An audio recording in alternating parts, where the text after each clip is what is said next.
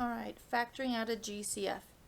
Looking at example A, we have 4x cubed minus 12x squared plus 8x. Now, these terms should look familiar because we have already identified the GCF previously, and we identified the GCF as 4x. What that means is we can rewrite each of these terms in terms of 4x.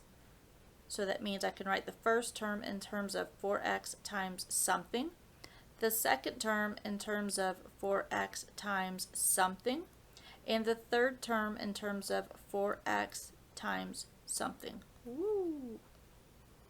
That got a little crazy. Alright, now we need to decide what are those somethings.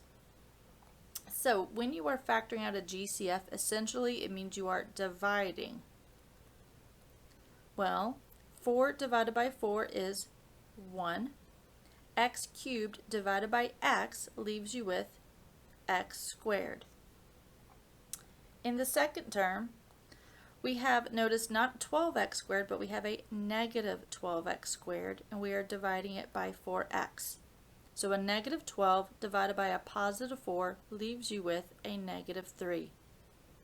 X squared divided by x leaves you with 1x. The third term, 8x divided by 4x, well, 8 divided by 4 is 2, and x divided by x reduces to 1, which means the variable is no longer there. Alright, now the three terms are now rewritten, and we see the first term, the second term, and the third term. Notice they all have that GCF, that 4x. Well, what that means is you can think of it as 4x has been distributed. So to factor means to undistribute or to pull it out. So if I were to rewrite it, I could rewrite it as 4x factored out of the expression, which would leave me with 1x squared or x squared from the first term minus 3x from the second term and a positive 2 from the last term. And so this would be your answer written in factored form. Okay, let's look at another example. Example B, we have 12x squared minus 6x cubed.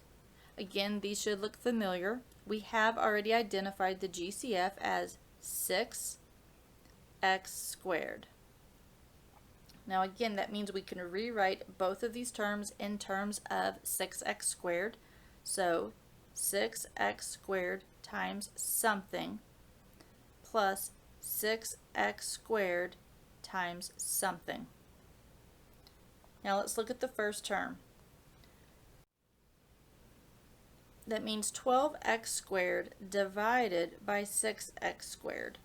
Well, 12 divided by 6 is 2, and x squared divided by x squared reduces to 1, which means the variable is no longer necessary.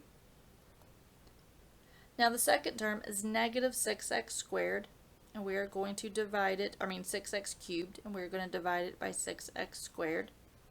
A negative 6 divided by a positive 6 leaves you with negative 1, and x cubed divided by x squared leaves you with x. So now we clearly have been able to rewrite these values in terms of 6x squared, so we're going to factor or undistribute the 6x squared out of this expression, which leaves you with 2 minus 1x or x, and this would be known as your factored form. Are we ready for another one? Good, because here we go. Alright, this is a new one, so we have to identify the GCF. Now let's see, look at the numbers. We have a 3, a 6, and a 3. What is the largest number that can evenly divide into each of those numbers? And that would be a 3. Now we look at the variables. We have y to the 6th, y to the 4th, and y squared. Well, the most they all have in common is going to be y squared.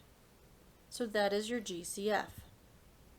Now that we have identified the GCF, let's rewrite each of these terms in terms of 3y squared. So 3y squared times something plus 3y squared times something plus 3y squared times something. Now some of you may be wondering, why do I keep putting this plus sign between these? Well, the reason is our GCF is a positive 3y squared. So it has to maintain its value, so it will remain a positive or keep the plus sign in front of it. Okay, now let's see how to rewrite each of these terms. 3y to the 6th divided by 3y squared. Well, 3 divided by 3 leaves me with 1. Y to the 6th divided by y squared reduces to y to the 4th. Now let's look at your second term. That is a negative 6 divided by 3y squared. So a negative 6 divided by a positive 3 is a negative 2. Y to the 4th divided by y squared means 2 of the y's reduces, leaving you with y squared. And then the last term is not a 3y squared, but a negative 3y squared. And we are dividing it by a positive 3y squared. So looking at the numbers, negative 3 divided by a positive 3 is a negative 1. And y squared divided by y squared reduces to 1, which means the variable has reduced. Alright, so now that we know clearly that each of these terms can be written in terms of 3y squared, we can confidently factor it out. So we're going to undistribute or factor out the 3y squared.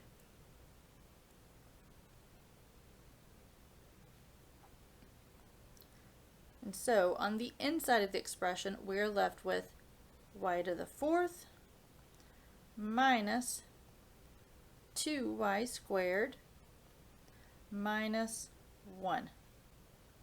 And that is in factored form. Let's try another one.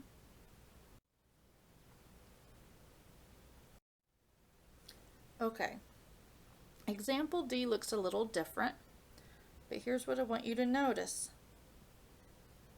We have two terms. All of this is connected, so this is known as term 1. And these are connected or touching, so this must be term 2.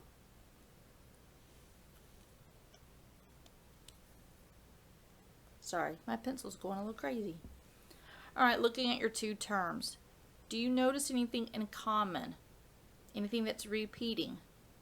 And you may notice that x plus 7 appears in both terms, which means x plus 7 is common or is your common factor.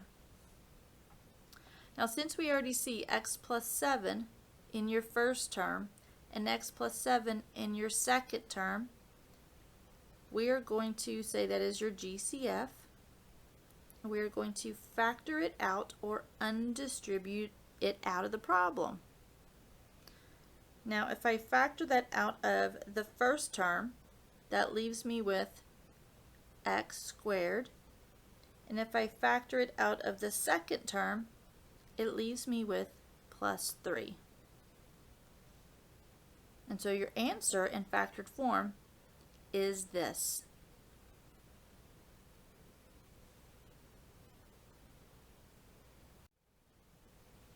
All right, you're doing good. Let's keep going. Example E. We have a squared times a minus 5.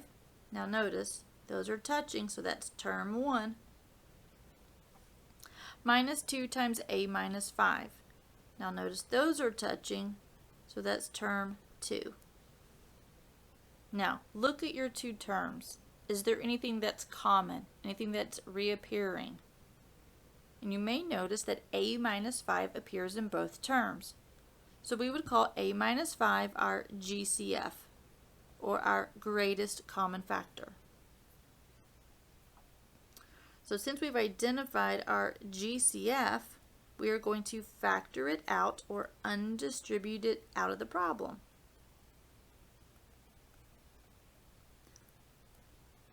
So what would remain?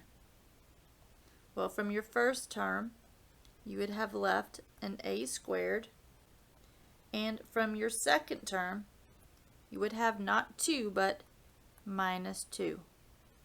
And this would be your answer in factored form. Okay, only one more example, I promise. We're almost over.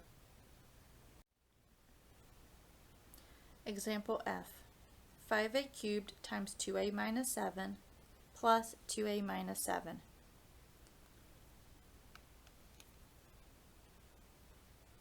We have term number 1, and over here we have term number 2. Now looking at the two terms, do you notice anything in common or repeating?